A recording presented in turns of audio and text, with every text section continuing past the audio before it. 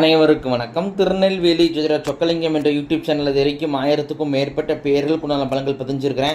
So இந்த சேனலை subscribe பண்ணிவிட்டு ஹோம் பேஜில் போய் வீடியோஸில் பார்த்து அந்த பேருக்குடையவங்க உங்கள் பேர்களுக்குண்டான பலன்கள் தெரிஞ்சுக்கோங்க.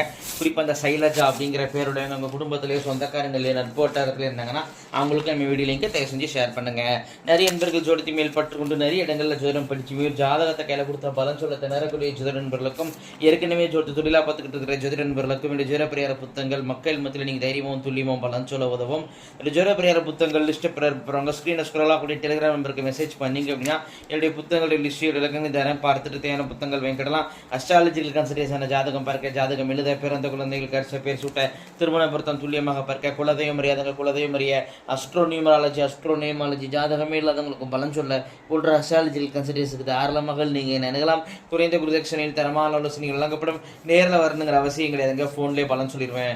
சார் நீங்கள் இன்னைக்கு பதிவுக்குள்ளே போவோம். சைலஜா என்ற பெயருக்கான 50 வகையான நேமாலஜி பலன்களை பார்ப்போம். ஃபர்ஸ்ட் பாயிண்ட், அப்பா வழியில் 2 தரம் உடையவங்க இருப்பாங்க. 2வது பாயிண்ட், அப்பா மேலே அதிகமான பாசமும் ஒரு லைஃப் மேலே அதிகமான அக்கறையும் வச்சிருப்பீங்க. 3வது பாயிண்ட், சிரிச்ச முகமாக இருப்பீங்க. 4வது பாயிண்ட், சாதுரியமான பேச்சு திறமை உண்டு. 5வது பாயிண்ட், வாய் பேச்சால பிரச்சனைகளை சந்திச்சிருவீங்க. 6வது பாயிண்ட், அவ்வளோ சீக்கிரம் ஒருத்தர் பேச்சு நீங்கள் நம்பிடவும் மாட்டீங்க. 7வது பாயிண்ட், உரத்த குரல் இருக்கும், இதெல்லாம் சவுண்டாக ஸ்பீடாக பேசுவீங்க. 8வது பாயிண்ட், அலைச்சல் விரும்பியாக இருப்பீங்க. 9வது பாயிண்ட், ஒரு சகோதரம் கடும் பகை உண்டு. 10வது பாயிண்ட், தாய்மாமா கூடயும் பகைகள் உண்டு. 11வது பாயிண்ட், கேஸ் ட்ரபிள் பிரச்சனை உண்டு. 12வது பாயிண்ட், மற்றவங்களுக்கு பெர்ஃபெக்டாக அட்வைஸ் பண்ணுவீங்க, ஆனால் நீங்கள் சரியாக ஃபாலோ பண்ண மாட்டீங்க. 13வது பாயிண்ட்டு, யாராவது தப்பே பண்ணிட்டு உண்மையை சொன்னால் கூட ஏற்றுக்கிடுவீங்க, ஆனால் பொய் சொன்னால் உங்களுக்கு சுத்தமாக பிடிக்காது. 14வது பாயிண்ட், டிசிப்ளினுக்கு முக்கியத்துவம் கொடுப்பீங்க. 15வது பாயிண்ட், தைரியசாலியாக இருப்பீங்க. 16வது பாயிண்ட், குடும்பத்தில் சண்டை சச்சரவுகள் இருக்கும். 17வது பாயிண்ட், வாகன யோகம் உண்டு. 18வது பாயிண்ட், தன்னைத்தானே உயர்வாக நினைக்கக்கூடிய குணம் உண்டு. 19வது பாயிண்ட், பழகினவங்களே எதிரிடுவாங்க, நண்பனே பகையாயிருவாங்க. 20வது பாயிண்ட், தூக்கப்பிரியராக இருப்பீங்க. 21வது பாயிண்ட், ஆண் குழந்தை நினைச்ச மனக்கவலை இருக்கும். ஒரு ஆண் வாரிசு இல்லைங்கிற கவலையோ, ஆண் வாரிசு நம்ம கட்டுப்பட மாட்டேங்கிற கவலையோ, அல்லது ஆண் வாரிசு ஃபியூச்சர் நினைச்ச ஒரு கவலை உங்களுக்கு இருந்துகிட்டு இருக்கும். 22வது பாயிண்ட், எவ்வளோ பணம் சம்பாதிச்சாலும் சேமிப்புங்கிறது இருக்காதுங்க. 23வது பாயிண்ட், உங்கள் வீடு எங்கே முடிஞ்சாலும் வீட்டுக்கு பக்கத்தில் கோவிலோ சொர்ச்சோ மசூதி வழிபாடு ஸ்தலம் கண்டிப்பாக இருக்குங்க. 24வது பாயிண்ட், ட்ரஸ்ட்டு பொது சேவையிலாம் ஆர்வம் ஈடுபாடு அதிகமாக இருக்கும். 25வது பாயிண்ட், கூட பிறந்தவங்க மற்றும் சொந்தக்காரங்க பகையாவாங்க. 26வது பாயிண்ட், வறட்சி பிடிவாதவங்க உண்டு, ஒரு விஷயத்தில் முடிவு பண்ணிட்டீங்கன்னா அதுலேருந்து மாறவே மாட்டீங்க. 27வது பாயிண்ட், அப்பாவுடன் கருத்து ஏற்பாடு உண்டு.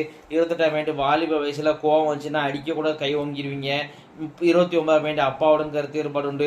30வது பாயிண்ட், ஒரு குழந்தை உங்களுக்கு ஏமாற்றத்தை தரும். 31வது பாயிண்ட், உங்களை வேரஜி பார்க்க முன்பாகவோ அல்லது அதிகபட்சம் 40 வயசுக்குள்ளேயோ அப்பா இழக்கூடிய அமைப்புகள் உண்டு. 32வது பாயிண்ட், முயற்சிகளில் தடைகள் இருக்கும். 33வது பாயிண்ட், குதிங்கால் வழியால் அவதிப்படுவீங்க. 34வது பாயிண்ட், முட்டை பிரியராக இருப்பீங்க. 35வது பாயிண்ட், வாமனுடன் கருத்து ஏற்பாடு உண்டு. 36வது பாயிண்ட், தூக்கம்ங்கிறது தடைப்பட்ட தூக்கமாக இருக்கும். 37வது பாயிண்ட், ஃப்ரெண்ட்ஸுகளுக்காக அதிக நேரம் ஸ்பெண்ட் பண்ணுவீங்க. 38வது பாயிண்ட், யூட்ரஸ் பிரச்சனை உண்டு. 39வது பாயிண்ட், சொத்து சேர்க்கைகள் உண்டு. 40வது பாயிண்ட், சொந்த வீடு யோகம் உண்டு. 41வது பாயிண்ட், உங்கள் வீடு கார்னரில் இருக்கும், அதாவது முக்கு வீடாக இருக்கும் அல்லது டேனிங்கில் இருக்கும்.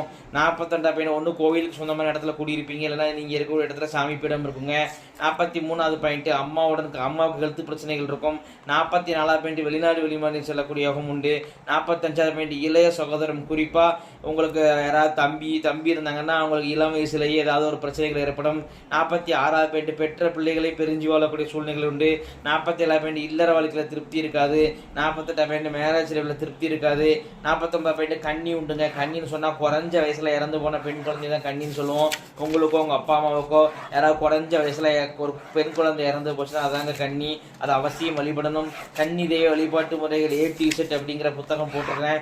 டெலிகிராம் ஆப்புக்கு தொடர்பு கொண்டீங்க, அந்த புத்தகத்தை அனுப்பிச்சிக்கிறேன். அதன்படி கன்னி தெய்வ வழிபாடு முறைப்படி செஞ்சுக்கோங்க. 50வது பாயிண்ட், உங்களுடைய ஆத்மார்த்தமான தெய்வம் முன் ஜென்மத்தில் நீங்கள் வேண்டி விரும்பி வெளிப்பட்ட தெய்வம் இந்த ஜென்மத்தை அரபாலிக்கு நிற்கிறது யார் அப்படின்னு கேட்டிங்கன்னா சங்கர நாராயணர் தாங்க.